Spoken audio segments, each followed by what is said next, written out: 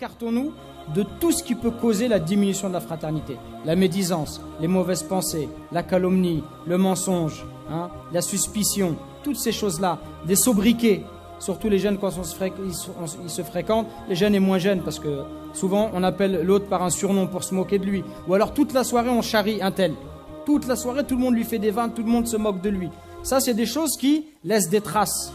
Évitons ce genre d'attitude. On peut très bien passer une soirée ensemble sans que tu te moques de toi et sans que je me moque de toi. On ne peut pas rester 2 heures ensemble et discuter sans que tout le temps on se chamaille. De temps en temps chamailler un tout petit peu c'est marrant, mais quand on se moque de la personne systématiquement tout le temps, ça devient pesant. Donc il faut s'écarter de ce genre de choses qui peuvent vraiment créer des dissensions et des blessures parfois profondes. Donc voilà, bien évidemment je n'ai pas la prétention de dire tout ce qu'il y a à dire sur le sujet. C'est un sujet tellement vaste, mais essayons d'avoir la niya, d'améliorer nos relations. Essayons d'avoir la niya de rendre le musulman joyeux. Le prophète dans un hadith, il nous dit, et je finis là-dessus parce que le temps est fini, il nous dit que les actions les plus aimées d'Allah, et il cite beaucoup d'actions du prophète. Et vous verrez que dans ces actions, il y a beaucoup de choses, si on le met en application, ça va à la fois, ça nous fera gagner l'amour d'Allah, et Allahu Akbar, si on gagne l'amour d'Allah, alors on est des gagnants, et en plus ça renforce la fraternité, comme de rendre un musulman heureux. Le prophète ne nous a pas dit de quelle manière on va le rendre heureux. Il nous a juste dit rendre un musulman joyeux. Ça veut dire que tu vas devoir faire l'effort pour savoir qu'est-ce qui rend mon frère joyeux. Et si je sais que ça lui rend joyeux, alors je vais faire cet effort-là pour le rendre joyeux, pour le rendre heureux.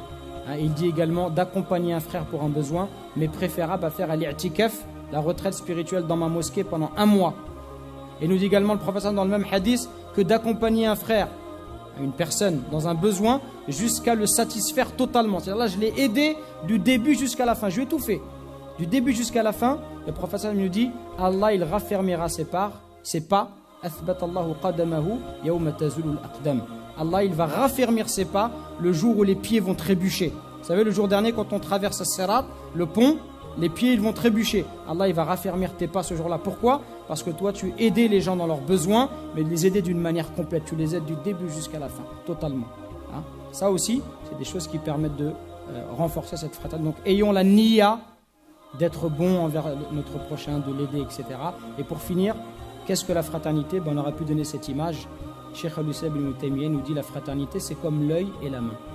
Quand l'œil pleure, la main essuie les larmes, et quand la main a mal, les yeux pleurent. Subhanaka wa bihamdika ashhadu an la ilaha illa anta astaghfiruka wa atubu ilayk.